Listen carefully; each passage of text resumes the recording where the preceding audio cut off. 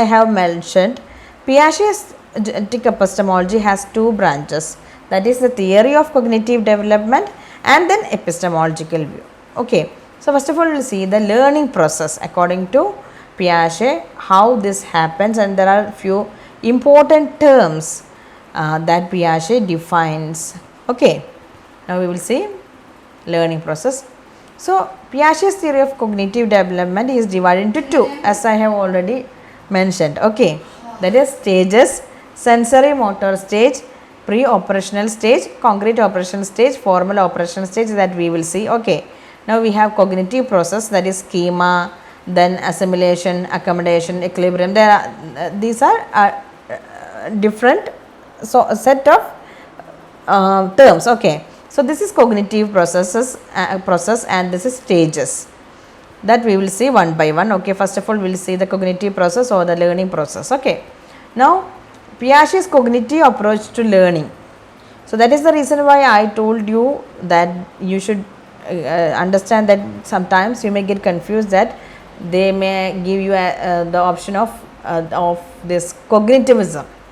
So we need to understand that he actually belongs to the constructivism branch of study, but his approach towards learning is cognitive.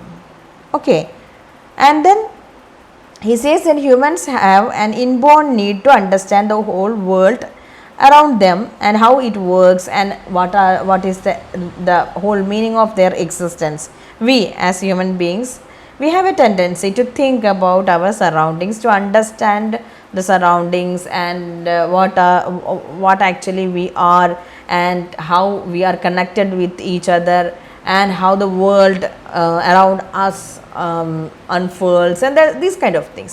So this is a kind of need. Okay, this is an innate need, and this need is called the drive for equilibrium or state of balance. ഇതൊരു പ്രത്യേക തരത്തിലുള്ള state of balance അല്ലെങ്കിൽ equilibrium എന്ന് പറയുന്ന ഒരു ഡ്രൈവാണ്. That means that see we always in our intellectual scenario, or in our brain, or in our mental processes, we always possess a kind of equilibrium. Okay, so equilibrium is one of its important concept, that is the mind always has a tendency to get in the state of a balance. ഒരു balance വേണം.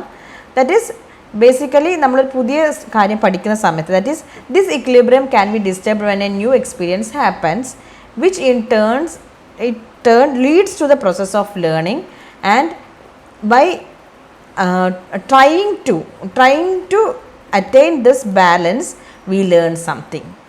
അപ്പോൾ ഈ learning process നടക്കുമ്പോൾ നമ്മളൊരു balance achieve ചെയ്യും. അതാണ് learning process എന്ന് പറയുന്നത്. ആ ലേണിംഗ് പ്രോസസ്സിനെ തന്നെ നമുക്ക് പ്രത്യേക രീതിയിൽ ഇദ്ദേഹം ഡിവൈഡ് ചെയ്തിട്ടുണ്ട്. മീൻസ് അതിൽ എന്തൊക്കെയാണ് ഉൾക്കൊള്ളുന്നത്, ഈ ലേണിംഗ് പ്രോസസ്സിൽ എന്തൊക്കെയാണ്. ഇപ്പോൾ നമ്മൾ പറഞ്ഞല്ലോ, there is a state of balance, that is a drive for equilibrium എന്നൊക്കെ പറഞ്ഞില്ലേ. അപ്പോൾ ഇതിൽ എങ്ങനെയാണ് ഇത് വർക്കൗട്ട് ആവുന്നത് വി വിൽ സീ. ഓക്കെ, അതിൽ ഇക്വിലിബ്രിയം എന്ന് പറയുന്ന, I hope you understood what is the state of equilibrium, balance or equilibrium in our mind or in our intellectual space.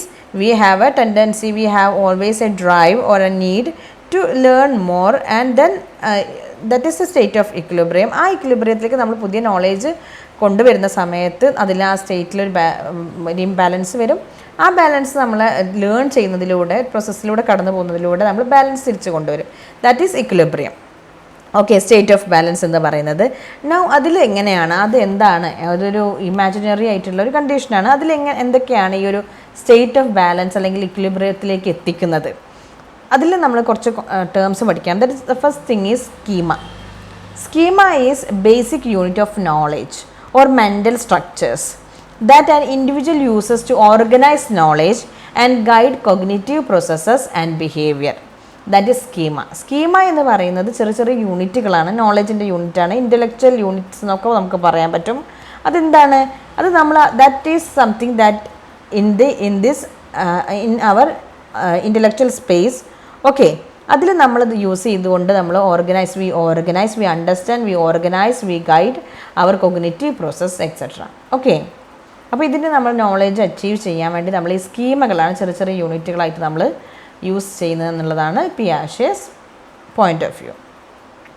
അപ്പോൾ നമ്മൾ ഈ ഇക്വിലിബ്രിയം സ്റ്റേറ്റിൽ സ്കീമയാണ് ഇതിനെല്ലാം ഒരു യൂണിറ്റായിട്ട് പ്രവർത്തിക്കുന്നത്. ഇനി അടുക്കി വെച്ച പോലെയാണ്. That means that we have lots of schemas in our intellectual space or in our mind എന്നൊക്കെ നമുക്ക് പറയാൻ പറ്റുന്ന ഒരു ഇമാജിനറി ആയിട്ടുള്ള സ്റ്റേറ്റ് ആണ്. Okay, so that is schema. ആ സ്കീമയിൽ നമുക്ക് നടക്കുന്ന കുറച്ച് കാര്യങ്ങളുണ്ട്. അതാണ് ലേണിംഗ് പ്രോസസ്സ് എന്ന് പറയുന്നത്. The process of learning is basically related to assimilation, accommodation, adaptation and equilibration. Equilibration means the final stage, means നമ്മൾ എപ്പോഴും ഉണ്ടാകുന്ന ഒരു സ്റ്റേജാണ് ഇക്വിലിബ്രേഷൻ. അതിൽ നമ്മൾ ഈ ഒരു പുതിയൊരു നോളേജ് വരുമ്പോൾ ലേണിംഗ് പ്രോസസ്സിനെയാണ് ഇവിടെ ഡിഫൈൻ ചെയ്യുന്നത്. ലേണിംഗ് എന്ന് പറയുന്ന പ്രോസസ്സ് എന്താണ്? Okay, that is assimilation, accommodation, adaptation and then equilibration. Now will see one by one. അതിൽ ഫസ്റ്റ് വൺ ഈസ് അസിമിലേഷൻ.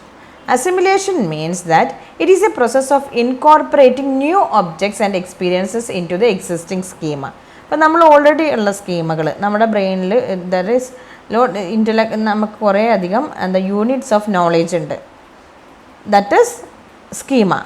ഈ സ്കീമകളിലേക്ക് ഓൾറെഡി ഉണ്ട്. ഇപ്പോൾ നമ്മൾ പുതിയൊരു കാര്യം പഠിക്കാൻ പോവുകയാണ്. Means we are going to deal with this process of learning. എങ്ങനെയാണ് ലേണിംഗ് ചെയ്യുന്നത് എന്നുള്ളത്, that is cognitive process of learning എങ്ങനെയാണ് നടക്കുന്നത് എന്നുള്ളതാണ് പിയാഷേസ് പോയിന്റ് ഓഫ് വ്യൂ. അതിൽ first one assimilation. It is a process of incorporating new object. പുതിയ നമ്മൾ പഠിക്കുന്ന കാര്യങ്ങൾ ഇൻകോർപ്പറേറ്റ് ചെയ്യണം നമ്മുടെ ഈ ഓൾറെഡി എക്സിസ്റ്റ് ചെയ്തിട്ടുള്ള സ്കീമയിലേക്ക്. നമുക്ക് ഓൾറെഡി നമ്മുടെ എക്സിസ്റ്റ് ചെയ്യുന്ന സ്കീമ ഉണ്ട്. ആ സ്കീമകളിലേക്ക് എങ്ങനെയാണ് we are adding new, incorporating new thing, that is assimilation. അപ്പോൾ നമ്മളൊരു കാര്യം പഠിക്കുമ്പോൾ the first stage is assimilation. ആ അസിമിലേഷൻ ചെയ്ത് കഴിഞ്ഞാൽ നമ്മൾ എന്താണ് ചെയ്യുന്നത്? Then we do the accommodation, the process of accommodation. Accommodation is the adjustment of internal structures to the particular characteristics of specific situations. That is, it helps in combining, expanding and changing the new schema based on new experience. അപ്പോൾ already ഉള്ള സ്കീമയിലേക്ക് പുതിയതായിട്ടൊരു information കൊടുക്കുന്നത് assimilation. ആ assimilate ചെയ്ത സംഭവം means ആ ഒരു നോളേജിനെ നമ്മൾ പുതിയതാക്കി, പുതിയ സ്കീമ ആവുന്നുണ്ടല്ലോ, അതിൽ നമ്മളെങ്ങനെ കമ്പൈൻ ചെയ്ത് എക്സ്പാൻഡ് ചെയ്ത് ചേഞ്ച് ചെയ്യുന്ന ആ ഒരു പ്രോസസ്സാണ് അക്കോമഡേഷൻ എന്ന് പറയുന്നത്. That means that we have a different, that is a new schema based on new experiences. Okay, so that is the process of accommodation. ഇനി തേർഡ് പ്രോസസ് അഡപ്റ്റേഷൻ. അഡാപ്റ്റേഷൻ എന്ന് പറഞ്ഞു കഴിഞ്ഞാൽ the individual is helped in adjusting to this new environment. നമ്മുടെ ഇപ്പോൾ already new എക്സ്പീരിയൻസിനെ base ചെയ്തിട്ട് new സ്കീമുകൾ ഉണ്ടായിട്ടുണ്ട്. അതിനോട് നമ്മൾ അഡാപ്റ്റ് ചെയ്യാണ്. Okay, that is adaptation. ആ അഡാപ്റ്റേഷൻ ചെയ്ത് കഴിയുമ്പോൾ നമ്മൾ എന്താവും? V will go to that stage of equilibration. Okay, equilibration സ്റ്റേജിലേക്ക് നമ്മൾ പോവുകയാണ്. ഓക്കെ, ഇവിടെ നിങ്ങൾക്ക് നോക്കാം. That is, we have assimilation, old experience, assimilation. Yes.